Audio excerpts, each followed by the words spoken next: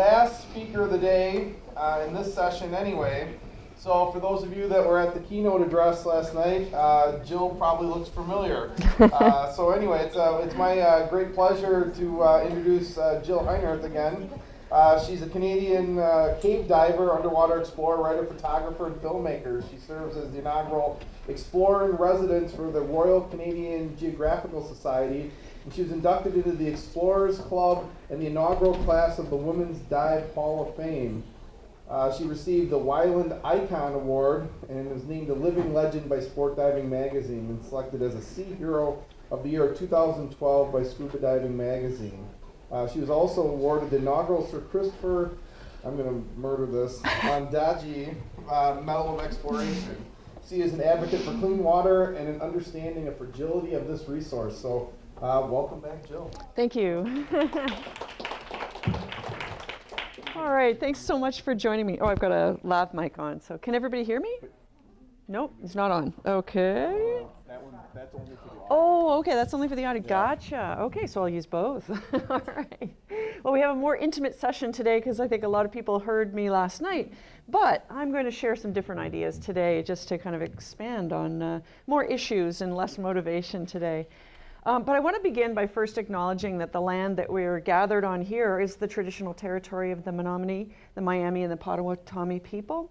And with gratitude, we've all come here to enjoy this incredible landscape, these bountiful waters, and together we want to work together for the future of this landscape, water, wildlife, and its people. I am an underwater explorer, born in Canada, not far from a place kind of similar to this. I grew up around the water in southern Ontario, but I've spent a lot of my time in the Bruce Peninsula, which is almost a mirror image of Door County. It feels the same. When I drove through here yesterday, coming up from Milwaukee, I thought, wow, this really feels like the Bruce. My work today takes me all around the world, from inside of icebergs in Antarctica to crazy places like the Libyan border with Egypt, in the middle of these crazy hypersaline dried lakes in the Sahara Desert. But an awful lot of my work happened in the northern part of Florida, where we have a proliferation of springs. For 20 years, I lived in a place within an hour's distance of more than 200 springs on top of the Floridan aquifer. And my specialty, my workplace, is inside underwater caves around the world. So I am literally swimming inside the veins of Mother Earth in the sustenance of the planet, in these remarkable places representing the beginning of the pipe. And if there's one thing I leave you with today, I want to hope that you will all think about how all of these systems are connected, how the ocean begins beneath your feet right here, because I'm swimming through these places where the water begins before it enters a spreak or a creek that leads to a river or a lake that eventually leads out to the ocean. And all of these systems are ultimately connected, and they all begin right beneath your feet. That means that we have to protect not only the physical lake itself, but everything that leads to it. A lot of the work that I've done throughout my life has involved solving problems that were considered impossible and using and developing a lot of tools in order to do that. I've had to combine creativity and management of complex technological systems for my life support and for the science that I support in these underwater cave systems. These places that serve as a pipeline for your drinking water. And I can think of no other issue that's more important than protecting these pipelines and these underwater or underground water resources. In fact, protecting water, I believe, is the most important issue of the coming century. If we can't guarantee everyone on this earth with the clean, sustainable drinking water supply and basic sanitation, then we will be living in a world of conflict. Because every one of us in this room can agree that if you're suddenly deprived of clean drinking water for you and your family, or to grow your crops or fuel your industry, you would do just about anything to restore those drinking water resources. So this is a global threat, a global issue that we need to fix. Some of the scientists that I work with in these watery places include biologists, where we're studying very unique cave-adapted animals that live in these completely dark spaces inside the earth. But they're very, very interesting animals with fascinating ways of surviving over very long lifespans, as well as over very long periods of time in Earth's history. Animals that have been around on our planet unchanged since before the extinction of the dinosaurs. And what can they teach us about evolution and survival and about the importance of living in a clean water resource? I work with physicists and geochemists, tracking climate change and looking at things like this. This is red Sahara dust from the other side of the Atlantic Ocean that during a very dry epoch on planet Earth blew up into the atmosphere, traveled across the Atlantic Ocean, and then came to rain down on top of the islands in the Bahamas and soak into the ground slowly to be deposited within the rock matrix of the caves in the Bahamas. So this weird Sahara dust tells us about other dry times on planet Earth. And in this particular cave itself, it's helped us to identify the history, the Earth history of this cave that goes over 350,000 years. Now you can imagine how old a cave like this might be. The cave that we're swimming in now would have been dry once, twice, or maybe even 3 times on planet Earth when these particular rock formations were formed 1 drop of water at a time by rain that soaked through the ground and came from the ceiling and landed on the floor to deposit these remarkable calcite formations. I look at this like frozen rain, you know. It's just come down 1 drip at a time through Earth's history. So a slide I showed last night, just to give you a sense of how we learn about this Earth's history within these rocks, is we have taken rock formations for scientists where we've severed a formation, carried it out of the cave using a lift bag, and then sliced it open and been able to count back in time to find that red Sahara dust and other materials within the matrix of the rock that helps us date the cave itself. Offshore, in places like Bermuda, I've also worked with organizations like NOAA to look at former sea level stands. Again, other times where the ocean levels were much different than they are today. And using technology like this rebreather system that's much like an astronaut's spacesuit, we can go very deep as 460 feet deep in this location, to find places where the ocean used to lap up against this as a shoreline. This is actually 370 feet beneath the surface today, and the ocean during another dry epoch would have been right at this level here. So we're looking at cycles through Earth history. I also do a lot of work in both polar realms, the Arctic and the Antarctic, working with climatologists to look at ice shelves and sea ice and how the changes in the sea ice are affecting our cryosphere in the north and in the south, and how those changes are ultimately affecting our climate.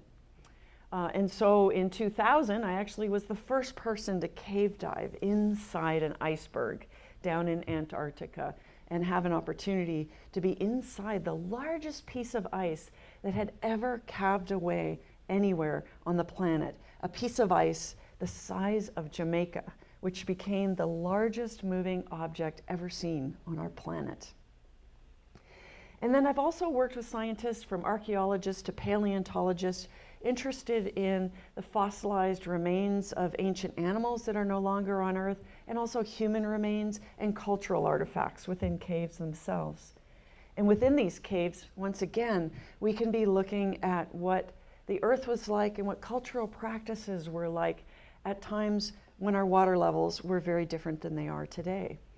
So in this particular cave here, we're actually working on a debris mound of materials, everything that's fallen through this hole in the ceiling, which is a drinking water well that is still pumped today through a rusty pipe that leads down to the fresh water.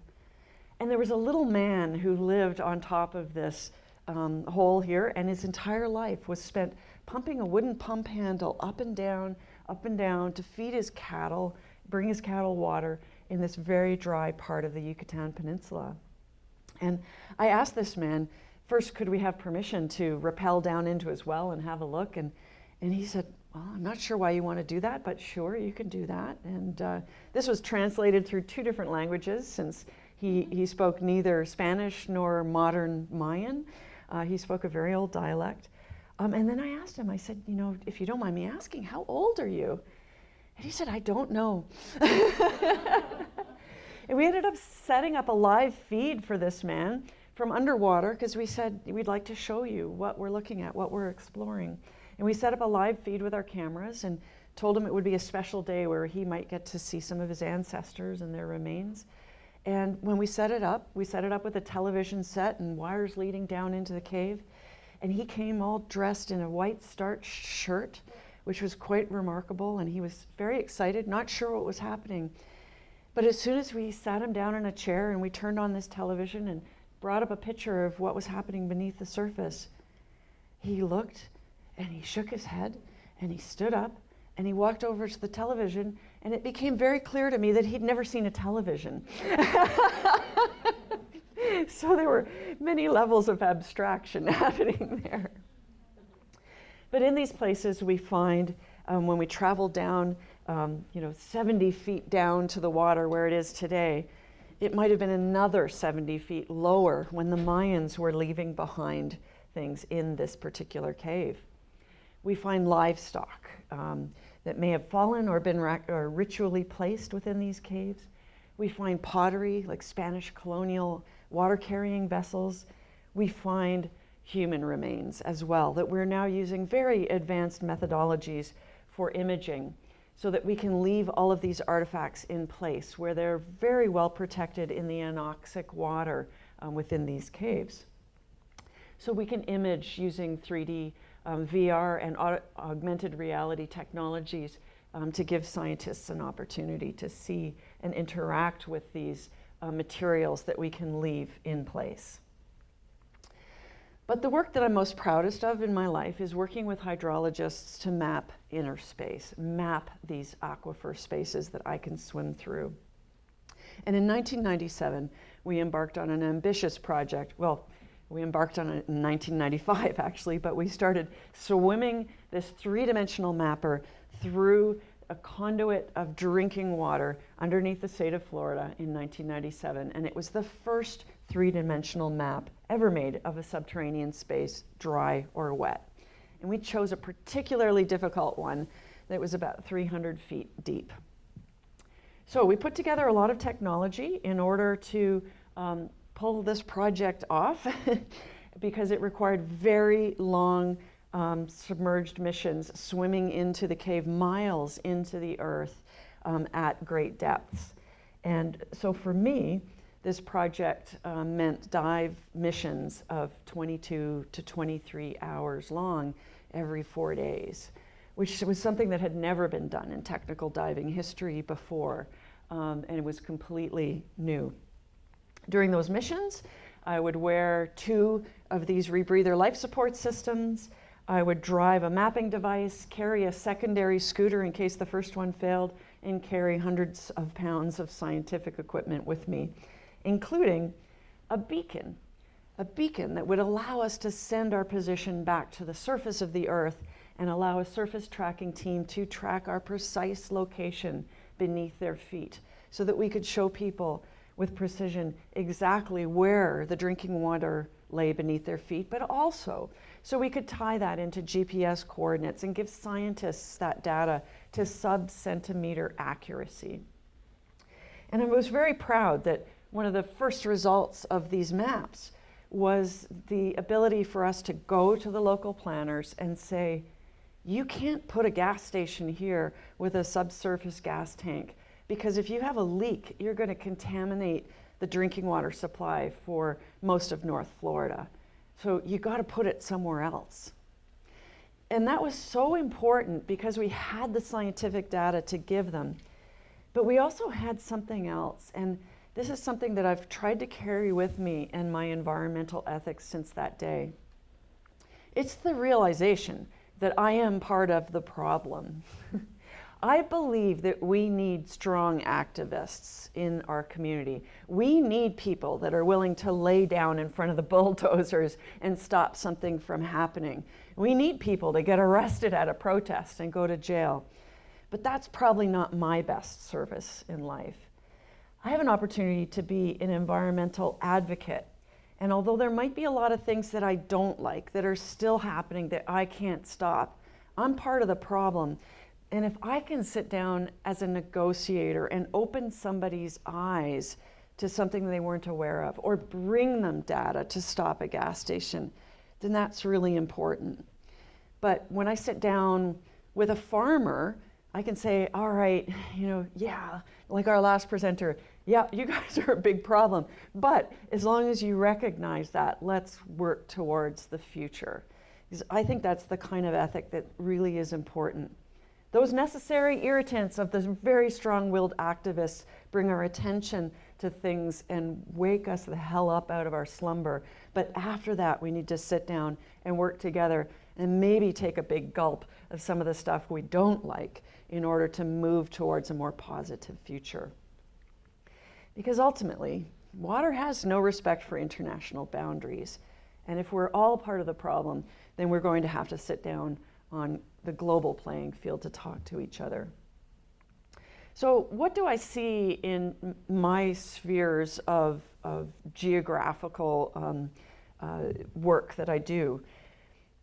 A great example is Crystal River, Florida. Have any of you been to Crystal River to swim with the manatees? That was one of the things that made me want to create a profession in the underwater world. I went to this remarkable place where the water was clearer than the air. It looked like drinking water, and it had beautiful submerged aquatic vegetation and these remarkable manatees that I could swim with that wanted to reach out and get a scratch from me. And if I didn't, they'd come over and nudge me. It was incredible. And so many people were moved by these manatees that they moved to the manatees. And they built their homes along the edge of the river, and they ripped out the riparian zone, and they put in green golf course style lawns, and they put fertilizers and pesticides and herbicides and all kinds of stuff on those lawns that then leached into the water, destroyed the subaquatic vegetation, the food for the manatees. And although they have great looking homes, the river's now green. The river is full of filamentous algae. It used to look like this. But the habitat destruction and now invasive species, and also the loss of the freshwater lens has happened from these people moving to a place that they were attracted to and then destroyed it in the very process. We can look at the graph of nitrates. Nitrates are the issue in Florida where you have more of a phosphorus issue here. But in North Florida, the nitrate curve went up with the population, and then it went down with the spring water quality at the same time. So those were a whole lot of unintended things that happened and piled up along on top of each other that we now need to figure out how to reverse.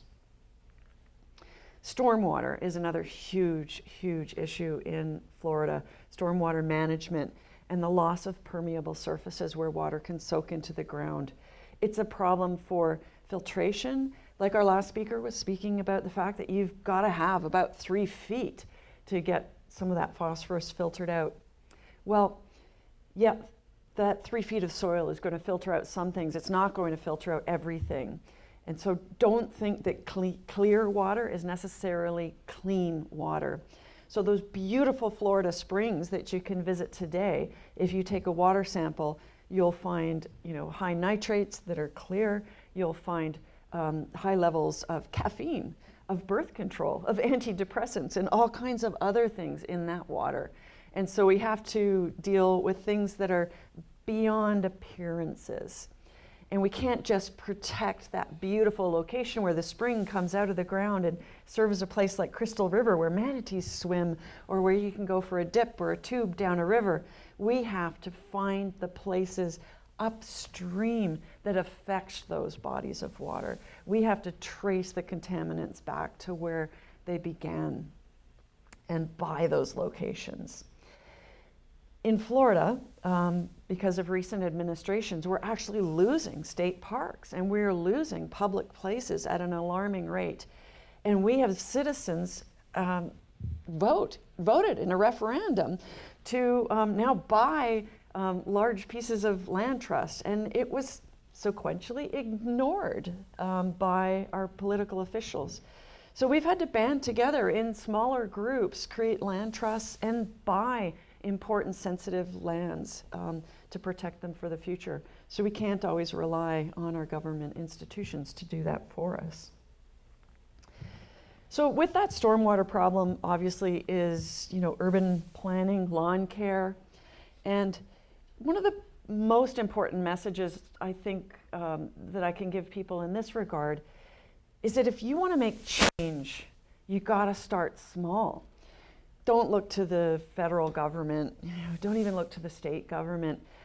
Go and get involved in your local government. Go get involved in the local urban planning board and create your own smaller organizations that can protect on a more local basis important pieces of landscape, and create local ordinances and practices, or even just through your own social contract of enforcing good practices, best practices amongst yourselves, make the change that you want to see.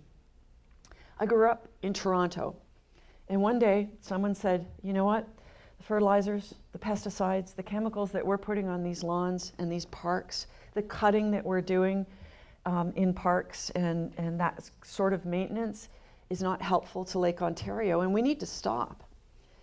Now, somebody could have looked and said, you're never going to get people to stop applying chemicals to parks and lawns, and you're not going to get them to stop mowing. Well, you know what? We did.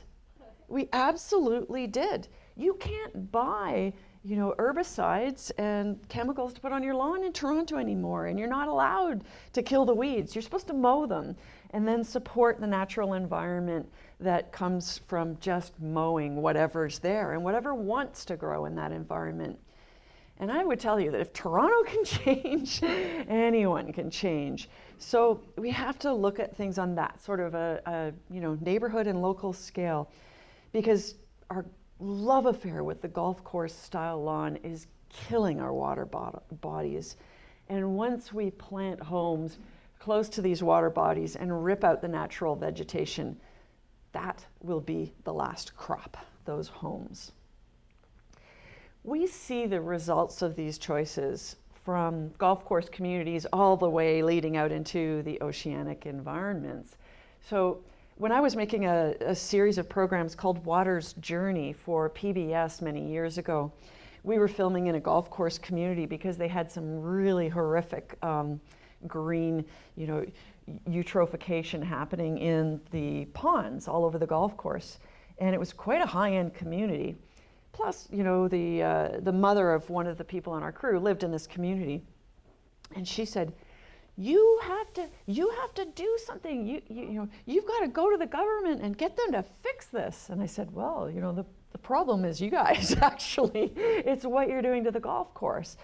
And she was like, "No, that's not possible." And I'm like, "Yeah, actually it is. And there are ways to have beautiful golf courses with Audubon standards as opposed to something that looks like a manufactured lawn." So runoff is a huge, huge issue. Of course, with our changing climate, acidification is an issue. Plastics are an enormous issue. And one I really like to stand up and talk about quite a bit is commodification. Where I lived in North Florida, where we had hundreds and hundreds of springs, we also had water bottlers moving into the community and buying up some of these springs. Now, when I wanted to have a conference or make a film, some of these water bottlers were actually the first people to come and support us with funding to do these films, even though these documentary films weren't always kind to their work. So on some level, these water bottlers were good neighbors because they were very interested in maintaining clean drinking water standards in the region. They wanted to protect the water that they were withdrawing and moving out of the watershed, ironically. But ultimately, the problem is commodification on the global scale once again. As soon as you put a price tag on clean drinking water, it goes to the highest bidder. And all over the US, all over the world, large multinational corporations are buying up spring sheds. They're buying up even, urban water delivery systems. And then no longer will that water go to everybody. It'll go to the highest bidder. And we have to recognize that. And if you don't believe it's true, I would ask you to just go to Google and type in Cochabamba, Bolivia, and learn about the very first martyr to the cause of water and to trying to get back control over his local water system. It's quite a story. But bottled water is a problem on so many levels. It's plastic pollution, of course. It takes, the equivalent of 5 bottles of water to make 1 bottle of water. I mean, who would ever have believed when we were growing up that you would be spending more for drinking water than gasoline by buying water? When I traveled 4,600 miles on my bicycle across the country to talk to people about a movie that I'd made called We Are Water, I ran into a young man, he was 17 years old, who was also riding across the country. And he had been on the road for about 3 weeks at this point. And he looked at me, and it was just an immediate, you look like my mother. And I have a few questions to ask you.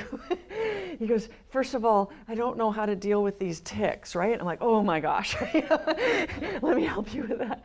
He goes, second of all, how do you afford all this water? It's using up my entire budget every day.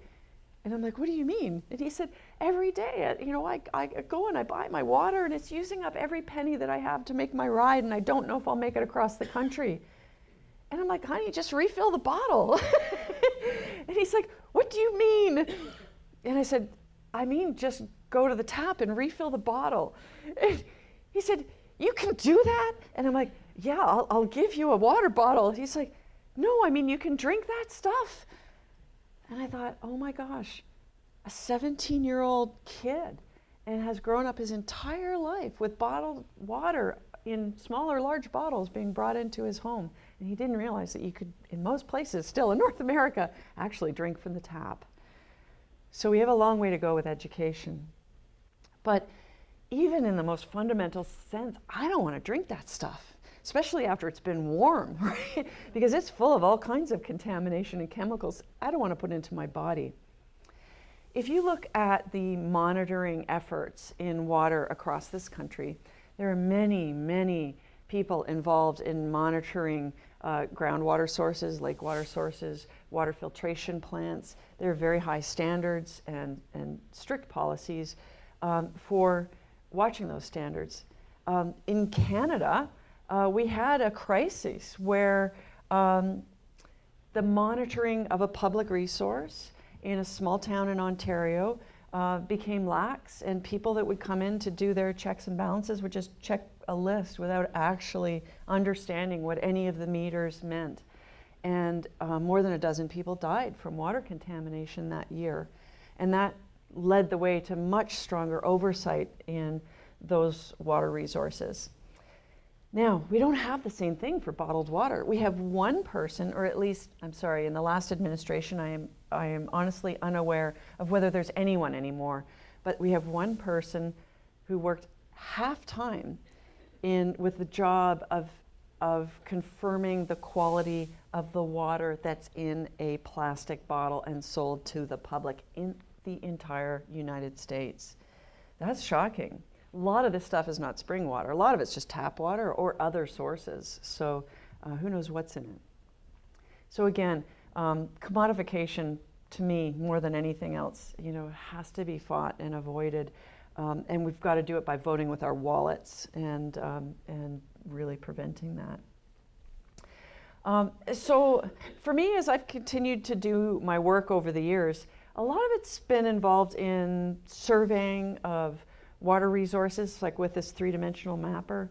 And today we're actually using some pretty exciting tools to look to understand and protect our earthly water resources, like this sunfish robot that's a artificially intelligent, autonomous robot that can swim through the cave systems or anything else, any water-filled space, and map it and bring back the data without involving a single human being. So this is a robot that thinks for himself and can go do the mission.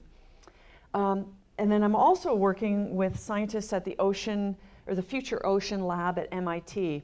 I just got back from MIT 2 days ago. I drove from Boston to Ottawa to jump on a plane to come here to be with you. But I'm really excited with the work that we're doing with MIT.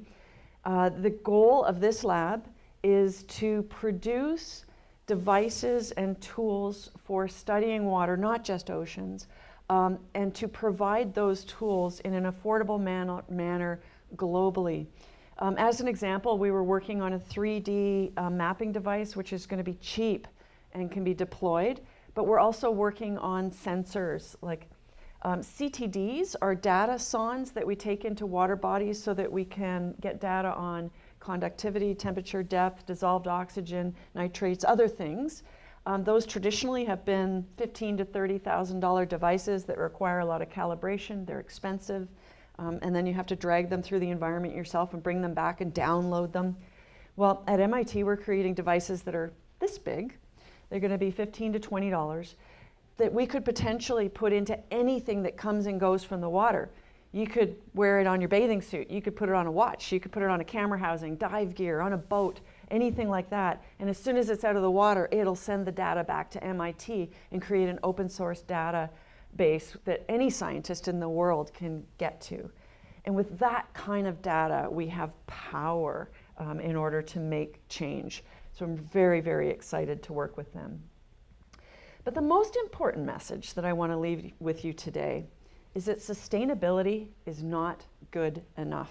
Sustainability is a dirty word, and I want you to wipe it out of your vocabulary today. Because if I asked you how your marriage was, and you said, it's sustainable, I would go, oh, I'm sorry. What I want to leave you with today is that we need net positive solutions. We're in a global climate crisis here. We're in a global water crisis here. And so we've got to be bold, and net positive has to be the new catchword. So I hope you'll take that all away with whatever you're engaged in today.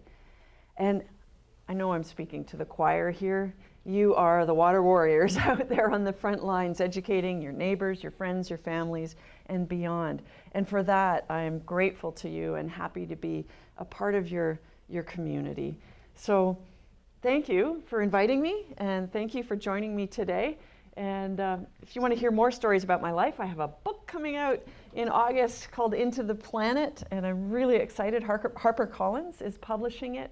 And it has a lot of stories in my environmental ethic just fused through it. And I also have copies of my film, We Are Water. It's a DVD in a little eco-friendly package. And I have a children's book, Chester the Manatee, and the Terribly, Terribly Bad Itch. And I have a few copies of those left here today. They're $15 each, and any of those proceeds will go directly back into my efforts with the We Are Water campaign. So thank you. All right.